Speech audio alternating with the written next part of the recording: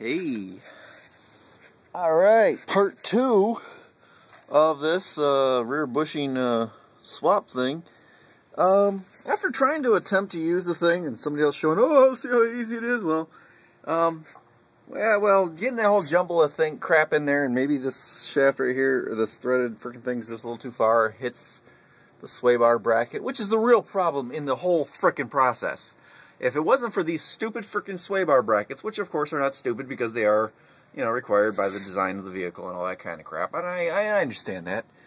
I did think for just a minute that, hey, I could just remove those, just cut them off, and weld or fabricate my own, or re-weld them back on. I mean, I do have that sort of facility available to me. It's not like it's a big deal, and they're only chassis mounts. It's not like it's you know, where they're mounted on the body chassis is kind of almost irrelevant, as long as they're nice and even and all that good shit. And even then, I don't think it might not matter. Actually, I don't know.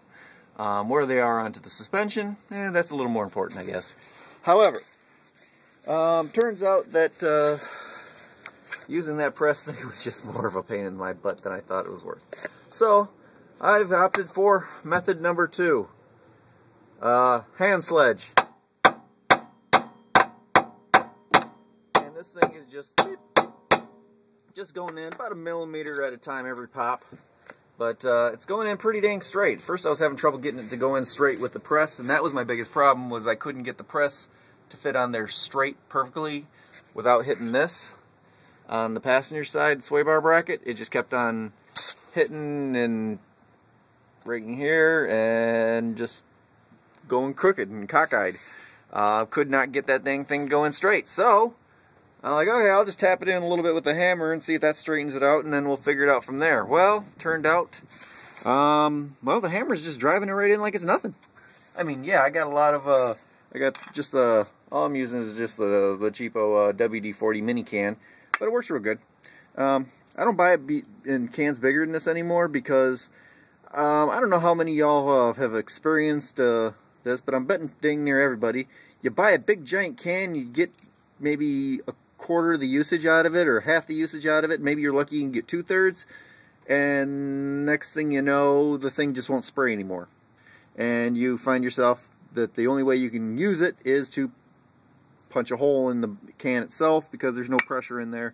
And yeah, whatever. It happens to pretty much every kind of spray lubricant, whether it's this. I like the PB Blaster myself a little better, but I haven't seen it in these little tiny cans, and these are cheap. So if I'm going to use something that I'm only going to get a partial usage out of anyway, and I don't use it that frequently, so whatever, that's what's happening. So anyway, that's this process, and as we can see, drive shaft's pretty much ready to go up in there. It looks like crap right here because everything's all... But working on the ground here in a carport in the mean streets of Murfreesboro, Tennessee. Yeehaw!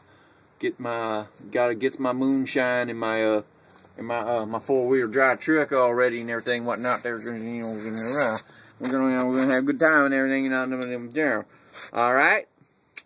So once again, hope somebody learned something here, that the press ain't really freaking useful for any goddamn thing part of this process. And I didn't buy the BMW rear bushing repair tool kit, as you can see, because I'm a cheap ass hunky. Either way, peace out, bitches.